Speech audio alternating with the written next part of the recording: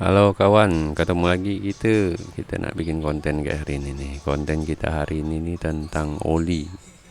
Kenapa aku bahas tentang oli ini ya? Karena dah udah banyak dah pelanggan aku nih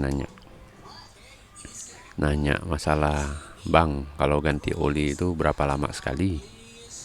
Boleh tak bang? Oli aku ganti 2 bulan, 3 bulan sekali." Itu tuh sebenarnya pertanyaan yang gampang-gampang susah sih untuk dijawab. Ngeri-ngeri sedap. Karena apa? Kalau kita salah jawab dan dia ikut, mesin dia wasak kau kena. Nah, itulah perkaranya tuh. Makanya kalau ngomong pun hati-hati kita nih. Ini kan ngomong sesuai aturan ya. Gini, banyak tuh ya pelanggan aku tuh yang nanya gini. "Bang, motor aku nih 2 bulan sekali ganti oli. Aman ndak tuh ya?" Ya, tinggal kita tanya lah ya. "Motor kau nih macam mana make sampai 2-3 bulan baru ganti oli?" Kebanyakan jawabannya mereka sih gini. "Motor saya ini bang, jarang hidup. Seminggu paling sekali atau 2 kali. Kadang-kadang tak ada." Nah, dari situ kita pikir tuh ya. Alasan itu tuh masih logis. Kenapa aku bilang masih logis? Karena perhitungan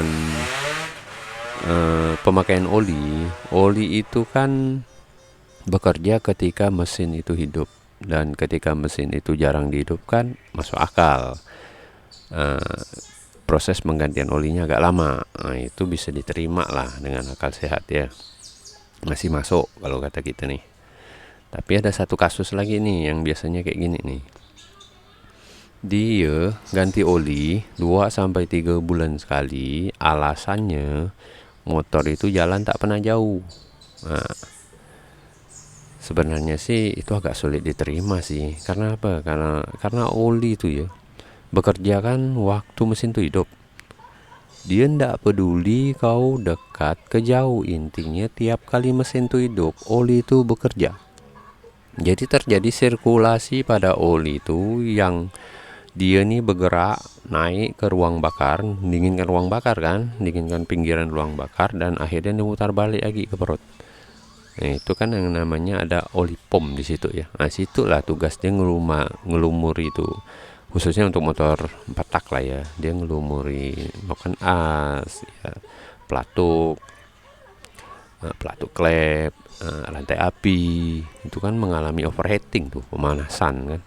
Habis itu dia masuk ke perut lagi, otomatis oli itu tuh pasti lama-kelamaan makin encer, makin kotor gak? Karena gram-gram gesekan hasil dari kerjanya dia nih, itu kan banyak. Ya, efeknya nanti kalau udah ganti oli 2-3 bulan sekali, sekali oli itu dikeluarkan pasti kurang. Nah itu mau nyalakan apa tuh? Motor, iya memang nggak ngasap, tapi kan pemakaiannya tiap hari mesin tuh hidup, otomatis kan sebagian besar ada yang menguap. Itu yang mengakibatkan oli itu semakin berkurang. Karena apa? Karena ada penguapan walaupun kecil. Kalau penguapannya besar karena motor ngasap, bisa kering. Kalau kering habislah tuh piston sama ring. Ya, dia harus bubut. Nah, itu panjang perkaranya tuh. Jadi kalau kita nih bertanya, bagusnya ganti oli itu berapa lama sekali? Kalau saran aku nih ya, sebagai orang bengkel cuma bisa ngasih tahu, kalau kau pakai motor tuh tiap hari, bagusnya sih 1 bulan sekali. Kalau ngasap harus lebih cepat kalau nggak mau dibubut, ya kan? Kalau mau cari masalah, cari solusi yang benar tuh bubut dulu biar dia tak makan oli, karena ngasap makan oli. Kalau motor udah ngasap, ganti oli sampai 2-3 bulan, rasa tuh kering tuh oli tuh. Ngejim motor tuh baru tahu. Sekali udah ngejim, itu pesak dana tuh. Kalau ngomong sampai ke bubut sih panjang lah ceritanya. Ya, jalan satu-satunya kalau mau terhindar dari itu semua, gantilah oli sesuai kebutuhan kita. Kalau nak ngomong masalah bagaimana cara pakai oli, kita balik bertanya masalah mana cara pakai motor. Baiknya tuh ya, kalau menurut aku pribadi sih, kalau kau bertanya motor aku nih bagusnya pakai oli apa ya? Ya kalau kadang orang awam sih gini, kalau motor Honda dia pasti nyarinya AHM atau MPEG ya. Kalau motornya Yamaha dia nyarinya Malup. Kalau menurut aku pribadi sih ndak ada patokan ya tentang merek motor dan merek oli. Karena pada dasarnya oli itu universal. Karena merek atau iklan, nah itu yang mempengaruhi. Nah, itu namanya strategi dagang. Ya kalau kita bertanya ya bagusnya motor aku pakai oli apa? Ya silakan dijawab aja. Kau pakai motor nih mana? Kalau kau pakai motornya tuh jalannya jauh-jauh tiap hari, kalau saran aku sih pakai oli yang agak kental lah. Kalau makainya dekat-dekat kayak cuman sekolahnya dekat rumah, ke pasar, pasar pun dekat rumah, ya carilah oli yang agak encer. Karena apa? Karena kalau kita milih oli yang agak kental untuk perjalanan yang dekat-dekat, itu efeknya tuh mesin tuh tarikannya agak berat. Karena apa? Karena starter awalnya atau pertama kali kita mulai jalan pasti akan terasa berat mesin tuh. Karena apa? Karena oli itu terlalu kental. Dan panas mesin belum terlalu tinggi, kita udah berhenti. Nah, jadi kan udah maksimal tuh. Karena apa? Karena berat-beratkan mesin ya. Karena mesin itu tuh jalannya nggak lama udah berhenti, belum terjadi pemanasan mesin udah berhenti karena kita udah sampai di lokasi. Jadi efek dari oli kental tuh akan bikin kita ngerasa motor kita nih kayaknya tuh berat benar. Lain hal kalau kita kerjanya jauh, kita jalannya agak lama, disarankan pakai oli yang agak kental kalau menurut aku pribadi ya. Jangan, boleh gak diikutin boleh gak enggak, karena tak ada patokannya kalau menurut aku nih. Karena menurut pendapat aku pribadi ya seperti itu. Karena kalau kita pakai motor yang jalannya jauh, otomatis kan terjadi pemanasan mesin yang lebih tinggi ya. Jadi kita pakai oli yang agak kental walaupun startnya agak terasa berat, tapi kan intinya mesin itu bakalan ngalamin panas tinggi. Disitulah oli yang agak kental tuh bakalan maksimal kita makainya. Nah itu saran aku kalau menurut pendapat aku pribadi ya. Mau didengar ya syukur, ya ndak pun ndak apa-apa, mungkin kalian punya pendapat sendiri. Intinya tak ada keles lah kita nih ya. Nah ada gak yang nanya nih kawan-kawan aku, bang apa ndak bikin video edukasi tentang oli KW dan oli asli? Sebenarnya ya, kalau kita bikin video edukasi tentang oli KW dan oli asli, menurut kalian oli KW dan oli asli itu gimana lah cara membedakannya? Sekarang kalau kita lihat nih dari bentuk, dari botol, segel, segala macamnya, itu semua bisa ditiru. Karena apa? Karena kecanggihan teknologi zaman sekarang nih, apa yang tak bisa ditiru mereka? Semua bisa ditiru. Kau scan barcode, dia bisa gak bikin scan barcode? Ayo. Nah, kau bilang tutupnya ABCD, mereka bisa bikin seperti yang mirip dengan botol aslinya. Bukan agak mirip, bisa dibilang serupa lah. Nah, dari semua model mampu dibikin. Nah, jadi kalau kita bahas tentang oli KW dan oli asli, sebenarnya itu susah untuk dipertanggungjawabkan. Soalnya jalan satu-satunya untuk membuktikan oli KW dan oli asli hanya lewat uji lab, uji laboratorium tentang kadar oli. Dan tak masuk akal kan kalau kita ganti oli, bawa oli itu ke lab, ya kan? Kita uji, udah asli baru kita pasang. Tak nyambung. Susah terjadi hal kayak gitu tuh. Yang ada ketika kau bawa barang tuh ke lab, kau udah nuduh orang jual barang KW. Nah itu perkara satu lagi itu yang bikin pusing. Nah maka dari itu sebenarnya kalau kita ngomongin oli KW dan oli asli itu susah. Jangankan orang awam, orang bengkel aja kelabakan.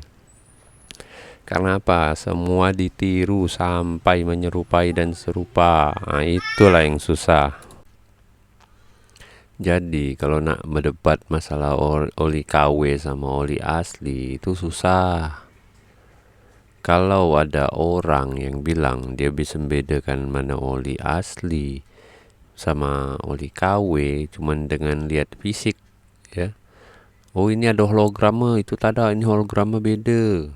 Atau tanda ini, tanda itu. Omongkan ya zaman mana cara membedakan. Sekarang gini, kalau memang segitu mudahnya membedakan barang KW sama barang asli, khususnya aku ngomong soal oli lah ya.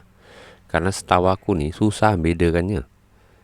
Dari botol, segel, label itu semuanya mirip. Bukan lagi mirip, hampir sama. Boleh kata hampir sama, ada sama dah.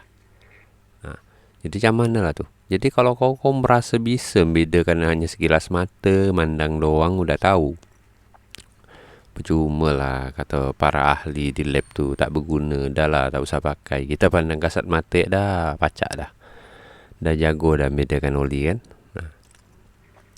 Situ lah tu, sedangkan jalan bedakan oli satu-satunya cuman uji lab. Macam mana lah? Ada gak efek buruk sebenarnya tu kalau kita bikin edukasi tentang oli KW sama oli asli? Pertama, ya, yang yang mau tahu nih ya tentang oli KW sama oli asli ini dikit. Ngapa dibilang dikit? Sekarang konsumen ya, konsumen tu tua muda lah.